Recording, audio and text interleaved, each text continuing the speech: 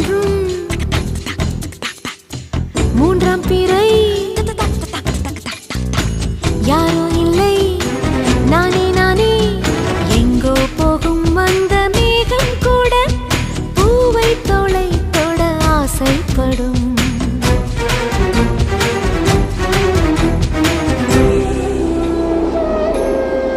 யார் யாரோ யாரோ அவன் சன் சன் சன் சன் யார் யாரோ